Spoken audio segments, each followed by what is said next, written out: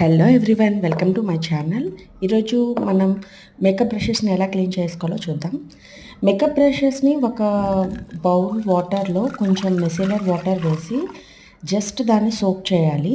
ఎక్కువసేపు సోక్ చేయకూడదు. ఎక్కువసేపు సోక్ చేస్తే ఏమైందంటే ఆ బ్రషెస్ అండ్ హ్యాండిల్కి ఉన్న గమ్ కొంచెం పాడైపోయే ఛాన్సెస్ ఉంటుంది. జస్ట్ డిప్ చేసి ఒక 5 మినిట్స్ అలా వదిలేస్తే దాంట్లో ఉన్న డర్ట్ అండ్ ఇంప్యూరిటీస్ అన్నీ ఆ వాటర్లోకి వచ్చేస్తాయి. చాలామందికి ఉన్న మిత్ ఏంటంటే మేకప్ వేసుకుంటే ఫేస్ పాడైపోతుంది అని చెప్పి. మేకప్ వల్ల ఎప్పుడు ఫేస్ పాడవద్దు. అంటే మనం మంచి ప్రోడక్ట్స్ యూస్ చేస్తే ఫేస్ ఎప్పుడు పాడవద్దు.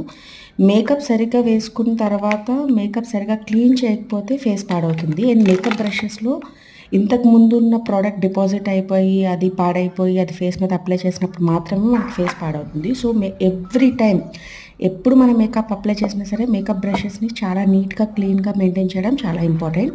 అలా నీట్గా మెయింటైన్ చేస్తే మనకి ఏమవుతుందంటే దాని షెల్ఫ్ లైఫ్ కూడా పెరుగుతుంది.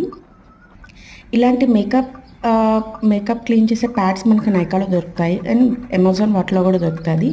ఆ ప్యాడ్ మీద మనం కొంచెం షాంపూ కానీ బాడీ వాష్ కానీ బేబీ షాంపూ కానీ ఏదైనా వేసి వెరీ జెంటల్గా ఇలా రబ్ చేస్తూ ఉంటే దాంట్లో ఉన్న ఇంప్యూరిటీస్ అన్నీ వచ్చేస్తాయి. డర్ట్ అండ్ ఇంప్యూరిటీస్, ఆయిల్ ఏమైనా కూడా వచ్చేస్తుంది.